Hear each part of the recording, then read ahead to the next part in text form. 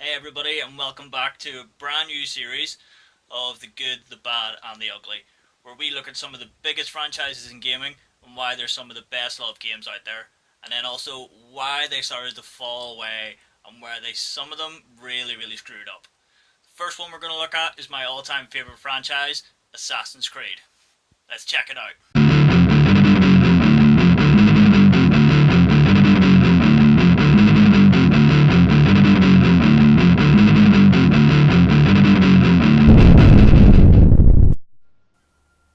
Assassin's Creed, the century-old story of the struggle between the assassins who fight for peace with free will and the Templars who fight for peace through control. First released by Ubisoft in November 2007, it's gone on to release 18 main games over console and mobile devices, with 9 main releases over Xbox and PlayStation. For the most part, the story is centered around the protagonist Desmond Miles, an assassin descendant who's kidnapped by the secretive society Abstergo, a front for the Templars. Desmond is then forced to relive the memories of his ancestors through a device called the Animus and find the mysterious pieces of Eden for Templar control. Before long though, Desmond is rescued by a small modern day team of assassins and work together to find the pieces of Eden before the Templars. Through the Animus, Desmond relives the lives of Altair during the Third Crusade, Ezio in the Italian Renaissance of the 15th to 16th century, and Connor, a half-British, half-Native American set during the American Revolution.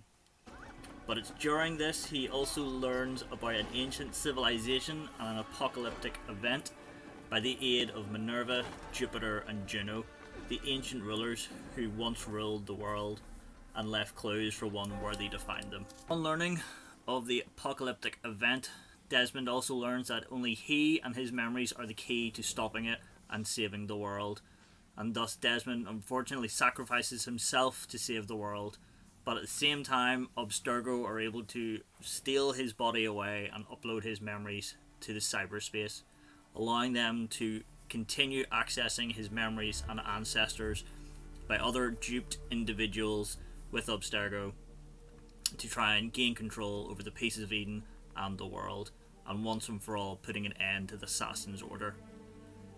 Through these other duped individuals we meet more of Desmond's ancestors and others as well, including Edward Kenway, an 18th century pirate and grandfather to Connor, an Irish assassin turned Templar, Shay Cormac, Arnaud Dorian, a French assassin during the French Revolution, and lastly, Frey twins Jacob and Evie, set during Victorian England. So over the years, Ubisoft and Assassin's Creed have really taken up on themselves to mix historical fact and their own fiction to create their own unique style of gameplay in games. And this, to me, it's just been absolutely fantastic. I love the way they brought history and fiction together to create their games, particularly the real historical fact, where you have historical figures like Da Vinci, Blackbeard, for instance, come into play and have a real impact on how the story is being told. One in particular mission for Assassin's Creed 3 is if you don't complete it, if you don't actually complete the mission, the American Revolution is lost and that's game over technically. So the way they actually recreate these historical events into their own scenarios and gameplay, I thought was just absolutely fantastic as well. With their characters and things, they have so much different development throughout those historical time periods, be it the Third Crusade with Altair and the very first one, to modern day Victorian England with the Fry twins. They will interact with Queen Victoria as well, which I thought was absolutely hysterical with their new DLC that came out with the Season Pass, where you actually meet the Queen of England. Was a really bizarre take on things. With that being said, Ubisoft have always said that they never want to get too close to present date because it creates too much difficulty, so to speak, with recreating these historical events. That being said, they did go back to Victorian England, and then in that game as well, there's a side mission where you go and take part of events in World War One, and you meet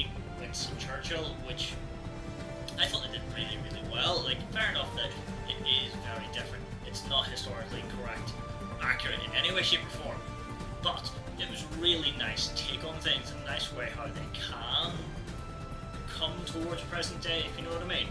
So there is that element of, yes, they could do it in present day, and they have done it in present day as well, where the first games, they have Desmond running about, he has the assassin skills, they're running about in present day trying to get away from the Templars and things. Along with the historical side of things and trying to keep it somewhat accurate, they did also go ahead and then recreate this whole other civilization called the Ancients, who were the rulers of Earth millennia ago. There's this whole theory and this whole myth of this whole other civilization that were long on Earth, far, far before any of us were around, to say the least, which were vastly superior intellectual, technological based. So even with 9 games being released now, there's still so many questions about who they were, where did they go, what happened to them, and their influence on modern day, so to speak, especially at the end of Assassin's Creed 3. That hasn't really been picked up on, but that's for another video. With Assassin's Creed, they've continuously changed their characters and how their stories are played out. Most of them you play as an assassin. I'll tell you, Ezio, Arno, the Frey twins. But not always true. You have Assassin's Creed Black Flag. Edward's not even an assassin, he's a pirate. He just kind of falls into the role of an assassin. He meets one when he gets shipwrecked on a beach, and he follows where he was going, and it's like, oh, okay. He kind of falls into the Assassin's Brotherhood, and he uses those skills and tools to kind of help his own end and his fellow pirates, like Edward Tetch and Calico Jack. With Assassin's Creed Rogue, which was a massive turn away from the standard game, so to speak, you play as an assassin who turns to a Templar. You hear about it quite often in some of the previous games, but you've never really seen it up close, so to speak. In this one, you really see how Shay turns, what happens to him, and how he turns to the dark side, if you will. And that was fantastic to see that portrayed, and the fact that he physically goes after some of the characters that you've seen in other games, in particular Assassin's Creed 3 and Black Flag, and inevitably kill one of them, was a huge step. You have these characters that were built up over previous games. You see them being killed off by a fellow assassin turned evil. Was like, whoa, this is crazy. Like, I'm really relieved that they actually went for that way, because it shows the Assassin's Creed franchise in a whole different light, which I absolutely loved. I thought Assassin's Creed Rogue was such a good turn and such a different way of looking at the games, and something so fresh that they hadn't seen before. It was absolutely fantastic, and how they dealt with those issues of one of the brothers turning bad, and it was so well done. I really, really thoroughly enjoyed it. Now, of course, with this franchise, or any type of franchise, be it next-gen consoles or the last-gen consoles, you have to mention like graphics. The Assassin's Creed came out originally in 2007. I didn't get into Assassin's Creed until about 2011, when Assassin's Creed Revelations came out. And I have to make a confession here. It was my girlfriend Alice that got me into the franchise first and foremost. I watched her play Assassin's Creed Revelations, and I was like, wow, this looks class, why have I never played these games before? So she gave me the first two, took them home, binge played them, absolutely fell in love, and this franchise is amazing. Why have I never played this before? This is so good. But back then, 2011, you had the likes of Uncharted 3 was out, and I had played it before, and we all know that Uncharted games are fantastic for their graphics and their scenery and backdrops. But even when you play the first Assassin's Creed, you saw the trailer, the gameplay of it earlier on in this video, it still lives up. I think it's still a fantastic looking game, even on the PlayStation 3. I think it's an absolutely fantastic game. And then you have the likes of the games went on, you know, Black Flag, you have Unity, um, and Syndicate. The graphics have improved massively over the years, and all of them I think are absolutely beautiful games. You can just look at this video here. This is from Assassin's Creed Unity. The classic viewpoint scenes where you go and synchronize one of the viewpoints here in Paris, and that panoramic landscape is just gorgeous. Looking at absolutely love these parts. Every single game, I never get tired of doing those synchronizations, getting every single one of those viewpoints, so you can have that big wide camera shot of the entire city or the landscape that you're in. They're absolutely fantastic looking. And that being said, you also have the historical part of it. Again, I know I keep going back to this, but it is very relevant, to my opinion anyway. Because of the historical element to Assassin's Creed, and you have big cities like Paris and you have London in the latter games. Having been to both these two major cities, you can have that element of going, yeah, I do recognise all these landmarks, I do recognise some of these streets, to a certain extent now, of course. I mean, you can't walk around Paris and go, oh yeah, I recognise that part during Assassin's Creed Unity, during the French Revolution, because it's all in tatters and warfare is going on. But the big landscapes, and the landmarks, I should say, sorry, like the Eiffel Tower or the Arc de Triomphe or Big Ben, the Houses of Parliament in Syndicate in London, it's all there, it's all finely detailed, and it just looks fantastic. One of the opening missions in Assassin's Creed Syndicate, you have to climb up Big Ben and the Houses of Parliament, and yes, I've been there, I've seen it up close. It looks exactly like it did in the game, and they have done so much work and so much time and effort into those, making it look realistic. It so pays off. It's absolutely fantastic. Now, the one thing I will say as well is, I know a lot of people don't like, but I personally love, is the naval missions. Like, Assassin's Creed has an incredible gameplay element to it, be it in the combat, the exploration. With Assassin's Creed 3, they brought in the naval missions, which were a major part of Black Flag, and we're still in Assassin's Creed as well. I know a lot of people don't like them, and put a lot of people off the games, but I really enjoyed them. I thought they were so well done. I thought the gameplay of them and how the mechanics of them worked in controlling the ships and the combat element of the ships was so much fun. When you have it in Black Flag, you go into sieges and you attack the towers and the outposts in your ship. It is so much fun. And you just blow everything up, blow up other ships, the towers and everything. I thought it was great fun. I never got tired of it. And then they have the 4 specific naval missions where you go up against the other ships, and these are like the maneuvers, the really big ones. I still to this day have not finished 2 of them, I don't think, because I just couldn't do it. I'm just not that good at it, to be honest. So maybe someday I'll go back and try and redo them, who knows. But for something that people didn't necessarily like a lot, I thought they were great. I thought they were so well done as well. Okay, so we've looked at the story itself, the franchise, the numerous types of games, the gameplay, and the graphics, and the historical element to Assassin's Creed. But for me, the main reason why Assassin's Creed has to be my all-time favorite franchise has to be the characters themselves, be it Desmond, Altair, Ezio.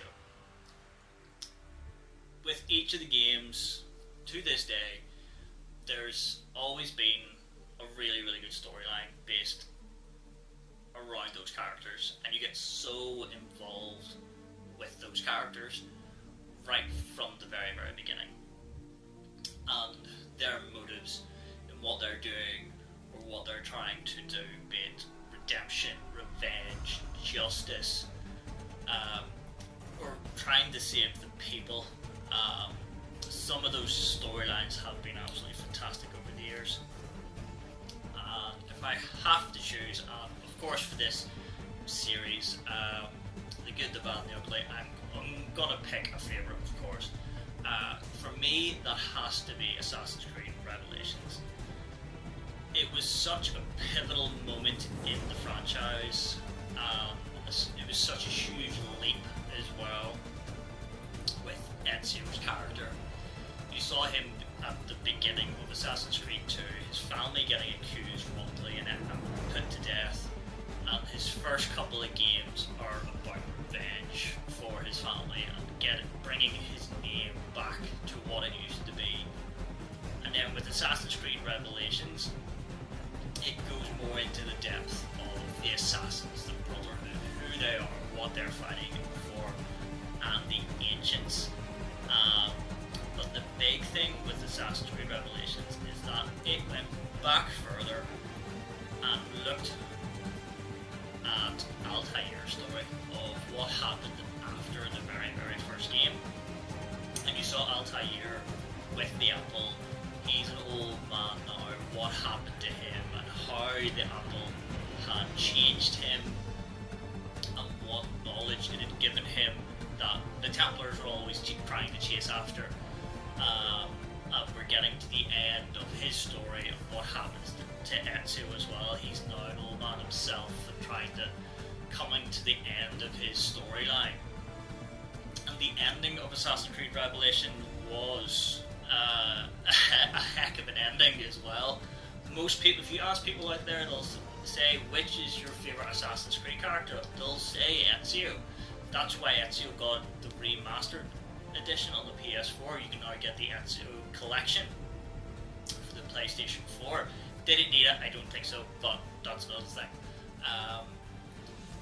Ezio was such a good character. The script that was created for him, everything about his character was absolutely fantastic. And to see the end of his storyline come to the way it did was very well done, and it was quite sad as well. The way he kind of just says enough is enough. I have far too much mystery in my life. I've gone as far as I can. I'm an old man now. Enough is enough. And I don't blame him. He's an old man. You see in the trailers and the gameplay, he gets beaten up. He is old, beaten and bruised. And fair play to him. You see a lot of these other assassins in some of the games that are just done. And that's it. It's only one game. But for him, you've got 3 full games, and you see his full life near enough. It was so well done. But Assassin's Creed Revelations really just hit the nail on the mark, and it was so well done. Absolutely fantastic. Absolutely. Okay, so there you have it, folks. Why Assassin's Creed is my all-time favourite franchise out there. We looked at all the great and the good that is Assassin's Creed. Next episode, we're going to look at where it started to fall away a little bit, and there are parts, even though it's my favourite, there are issues with it. So, leave your comments down below. If there's anything I missed out, I'm sure there are. Leave a comment, leave a like, hit the subscribe button. Until next time, guys.